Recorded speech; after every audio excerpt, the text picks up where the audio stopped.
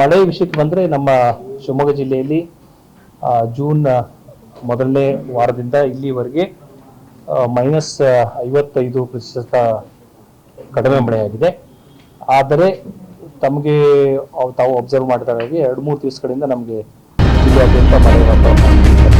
ಶಿವಮೊಗ್ಗ ಜಿಲ್ಲೆಯಲ್ಲಿ ಜೂನ್ ತಿಂಗಳಲ್ಲಿ ಸಾಮಾನ್ಯಕ್ಕಿಂತ 55% ಮಳೆ ಕೊರತೆಯಾಗಿದೆ. ಆದರೆ ಕಳೆದ 2-3 ದಿನಗಳಿಂದ ಜಿಲ್ಲೆಯಾದ್ಯಂತ ಮಳೆ ಆರಂಭವಾಗಿದ್ದು ಭತ್ತದ ಬಿತ್ತನೆಗೆ ಇನ್ನೂ ಸಾಕಷ್ಟು ಸಮಯ ಇರುವುದರಿಂದ ರೈತರು ಆತಂಕ ಪಡುವ ಅಗತ್ಯವಿಲ್ಲ ಎಂದು ಜಿಲ್ಲಾಧಿಕಾರಿ ಪ್ರಭುಲಿಂಗ ಕವಳಿಕಟ್ಟಿ ತಿಳಿಸಿದ್ದಾರೆ. ಶಿವಮೊಗ್ಗ ಜಿಲ್ಲಾಧಿಕಾರಿಗಳ ಕಚೇರಿಯಲ್ಲಿ ಪತ್ರಿಕಾಗೋಷ್ಠಿ ನಡೆಸಿ ಮಾತನಾಡಿದ ಜಿಲ್ಲಾಧಿಕಾರಿ ಪ್ರಭುಲಿಂಗ ಕವಳಿಕಟ್ಟಿ, ಜಿಲ್ಲೆಯಲ್ಲಿ ಭತ್ತದ ಬಿತ್ತನೆ ಆಗಸ್ಟ್ ಅಂತ್ಯದವರೆಗೂ ನಡೆಯುವುದರಿಂದ ಸದ್ಯದ ಮಳೆ ಕೊರತೆಯಿಂದ ಭತ್ತದ ಕೃಷಿಗೆ ಗಂಭೀರ ಸಮಸ್ಯೆ ಎದುರಾಗುವ ಸಾಧ್ಯತೆ ಇಲ್ಲ. ಪ್ರಸ್ತುತ ಜಿಲ್ಲೆಯಲ್ಲಿ ಕೇವಲ 13% ಮಾತ್ರ ಬಿತ್ತನೆ ಪೂರ್ಣಗೊಂಡಿದ್ದು ಉತ್ತಮ ಮಳೆಯ ನಿರೀಕ್ಷೆ ಇದೆ ಎಂದು ಕೃಷಿ ಇಲಾಖೆ ಅಧಿಕಾರಿಗಳು ಮಾಹಿತಿ ನೀಡಿದ್ದಾರೆ.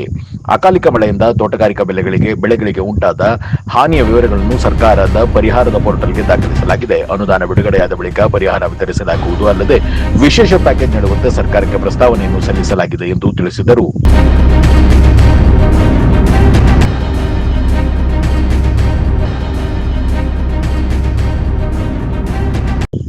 ಒಂದು ಸಣ್ಣ ಬ್ರೇಕ್ ನಂತರ ಜಿಲ್ಲಾಧಿಕಾರಿ ಪ್ರಭುಲಿಂಗ ಕವಳಿಕಟ್ಟಿ ಏನ್ ಹೇಳಿದ್ರು ಕೇಳೋಣ ಬನ್ನಿ.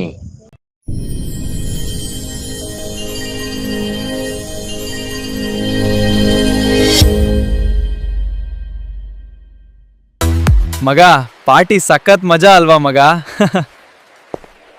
ಮಚ ತಗೋ, ಇದು ಒಳ್ಳೆ ಕಿಕ್ ಕೊಡುತ್ತೆ ನಿಮಗ್ ಮಗ. ಬೇಡ ಬ್ರೋ ಮಗ, ತೋಟದ ಮನೆ ಪಾರ್ಟಿ ಮಜಾನೇ ಬೇರೆ ಕಣೋ. ಪಾರ್ಟಿಯ ನಿಜವಾದ ಮಜಾ ಇರೋದು ಇದ್ರಲ್ಲಿ, ತಗೊಳ್ಳಿ. ಬೇಡ ಬ್ರೋ. ನಿಜವಾದ ಸ್ನೇಹಿತನು ಎಂದಿಗೂ ಕೂಡ ನಿಮ್ಮನ್ನು ಯಾವುದೇ ರೀತಿಯ ಮಾದಕ ದ್ರವ್ಯ ಸೇವಿಸಲು ಒತ್ತಾಯಿಸೋದಿಲ್ಲ. ತಿಳಿದಿರಿ, ಯಾರಾದ್ರೂ ನಿಮಗೆ ಗಾಂಜಾ ಸೇವಿಸಲು ಒತ್ತಾಯಿಸಿದ್ರೆ ನೇರವಾಗಿ ಬೇಡ ಬ್ರೋ ಎಂದು ಹೇಳಿ. ತಿಳಿದಿರಿ, ಗಾಂಜಾ ವ್ಯಸನಕ್ಕೆ ಬೀಳುವುದು ಸುಲಭ, ದುಷ್ಪರಿಣಾಮ ಶಾಶ್ವತವಾಗಿರುತ್ತದೆ. ಉತ್ತಮ ಗುಣ ಇರುವವರ ಸ್ನೇಹ ಮಾಡಿ.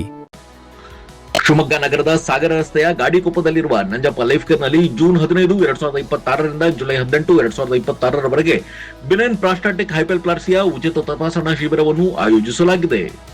ಸೋಮವಾರದಿಂದ ಶನಿವಾರದವರೆಗೆ ಪ್ರತಿದಿನ ಬೆಳಗ್ಗೆ 10:30ರಿಂದ ಸಂಜೆ 3:30ರವರೆಗೆ ಈ ಶಿಬಿರ ನಡೆಯಲಿದೆ. 60 ವರ್ಷ ಮೇಲ್ಪಟ್ಟ ಹಿರಿಯರಲ್ಲಿ ಹೆಚ್ಚಾಗಿ ಕಂಡುಬರುವ ಪ್ರಾಸ್ಟೇಟ್ ಗ್ರಂಥಿ ಹಿಗ್ಗುವಿಕೆ ಸಮಸ್ಯೆಗೆ ಪ್ರಖ್ಯಾತ interventional radiologist doctor Nishita SH ಅವರು ಈ ಶಿಬಿರದಲ್ಲಿ ಉಚಿತ ಸಮಾಲೋಚನೆಯನ್ನು ನಡೆಸಲಿದ್ದಾರೆ. ಪದೇ ಪದೇ ಮೂತ್ರ ವಿಸರ್ಜನೆ, ಮೂತ್ರದ ವೇಳೆ ಉರಿ, ಮೂತ್ರದಲ್ಲಿ ರಕ್ತ ಹಾಗೂ ಕೆಳ ಹೊಟ್ಟೆ ನೋವಿನಂತಹ ಲಕ್ಷಣಗಳಿರುವವರು ಈ ಶಿಬಿರದ ಸದುಪಯೋಗವನ್ನು ಪಡೆದುಕೊಳ್ಳಬಹುದು. ಹೆಚ್ಚಿನ ಮಾಹಿತಿ ಹಾಗೂ ಅಪಾಯಿಂಟ್ಮೆಂಟ್ಗಾಗಿ ಸಂಪರ್ಕಿಸಿ Nanjappa life care, Gadikoppa, Shivamogga. Mobile ಸಂಖ್ಯೆ 8050616525.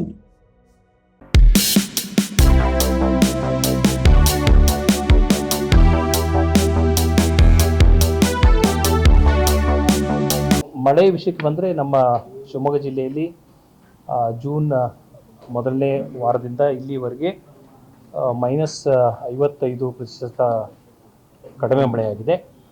ಆದರೆ ತಮಗೆ ತಾವು ಅಬ್ಸರ್ವ್ ಮಾಡಿದ ಹಾಗೆ 2-3 ದಿವಸಗಳಿಂದ ನಮಗೆ ಜಿಲ್ಲೆಯಾದ್ಯಂತ ಮಳೆ ವಾತಾವರಣ ಕಂಡುಬರ್ತಾ ಇದೆ.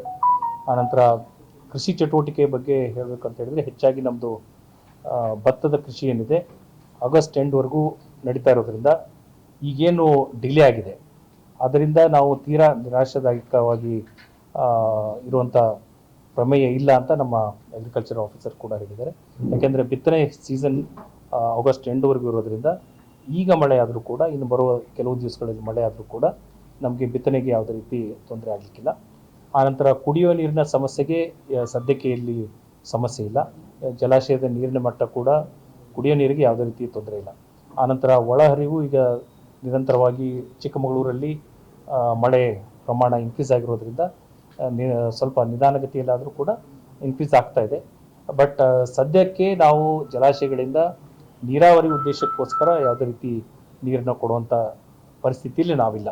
ಬಟ್ ಇಮ್ಮಿಡಿಯೇಟ್ಲಿ ಅದು ಸುಧಾರಣೆ ಆದ ನಂತರ ಅದನ್ನು ಕೊಡುವಂಥ ಕ್ರಮಗಳನ್ನು ನಾವು ಮಾಡ್ತೀವಿ. ಅಕಾಲಿಕ ಮಳೆದು ತೋಟಗಾರಿಕಾ ಏನು ಹಾನಿಯಾಗಿತ್ತು ಅದರದ್ದೆಲ್ಲವನ್ನು ಪರಿಹಾರ ಅಂತ ಒಂದು ಪೋರ್ಟಲ್ ಇದೆ, ಅದರಲ್ಲಿ ಎಂಟ್ರಿ ಮಾಡಿದ್ದೀವಿ. ಬಟ್ ಅದಕ್ಕೆ ಇನ್ನೂ ಅನುದಾನ ರಿಲೀಸ್ ಆಗಬೇಕಾಗುತ್ತೆ. ರಿಲೀಸ್ ಆದ ನಂತರ ಅದನ್ನ ಕೊಡ್ತೀವಿ. ಬಟ್ ತಮಗೆಲ್ಲ ಗೊತ್ತಿರೋ ಹಾಗೆ ಕೆಲವು ಸ್ಥಳೀಯರು ಆನಂತರ ಜನಪ್ರತಿನಿಧಿಗಳು ಅದಕ್ಕೆ ಒಂದು ವಿಶೇಷ ಪ್ಯಾಕೇಜನ್ನು ಕೊಡಬೇಕು ಅಂತ ಕೋರಿಕೆ ಇರೋದ್ರಿಂದ ಆ ರೀತಿಯ ಪ್ರಸ್ತಾವನೆಯನ್ನು ಕೂಡ ಕೊಟ್ಟಿದ್ದೀವಿ. ಈಗಿರ್ತಕ್ಕಂಥ ನಾಮ್ಸ್ ಪ್ರಕಾರ ನಾವು 1 ಹೆಕ್ಟರಲ್ಲಿ 66%, 33%ಗಿಂತ ಹೆಚ್ಚಿನ ಹಾನಿಯಾಗಿದ್ದರೆ ಮಾತ್ರ ಅದರಲ್ಲಿ ಕೊಡೋದಕ್ಕೆ ಅವಕಾಶ ಇದೆ. ಅದು ಕೂಡ 1 ಹೆಕ್ಟರ್ಗೆ 22,500 ರೂಪಾಯಿಯನ್ನು ಕೊಡೋದಕ್ಕೆ ಅವಕಾಶ ಇದೆ. ಅಷ್ಟನ್ನು ಕೊಡೋದಕ್ಕೆ ನಾವು ದಾಖಲೆಯನ್ನು ಪೋರ್ಟಲಲ್ಲಿ ನಮೂದು ಮಾಡಿದ್ದೀವಿ. ಬಟ್ ಪ್ಯಾಕೇಜ್ ಆಗಬೇಕು ಅಂತ ಹೇಳಿದ್ರೆ ಸರ್ಕಾರದ ಹಂತದಲ್ಲಿ ಅದು ತೀರ್ಮಾನ ಆಗಬೇಕು. ಕಮ್ಯುನಿಕೇಷನ್ ಆಗಿದೆ, ಇನ್ನೂ ಯಾವುದೇ ರೀತಿಯ ತೀರ್ಮಾನ ಆಗಿಲ್ಲ. ಅಲ್ಲ, 13% ಮಾತ್ರ ಇಲ್ಲಿವರೆಗೆ ಬಿತ್ತನೆ ಆಗಿರ್ತಕ್ಕಂಥದ್ದು ಇಡೀ ಜಿಲ್ಲೆಯಾದ್ಯಂತ. ಓಕೆ, ಸೊ ಯಾಕೆ ಅಂತ ಹೇಳಿದ್ರೆ ಮಳೆ ಆಗದಿರೋದ್ರಿಂದ ಬಿತ್ತನೆ ಮಾಡೋದಕ್ಕೆ ಸ್ವಲ್ಪ ಹಿಂಜರಿಕೆ ಆಗಿರೋದು.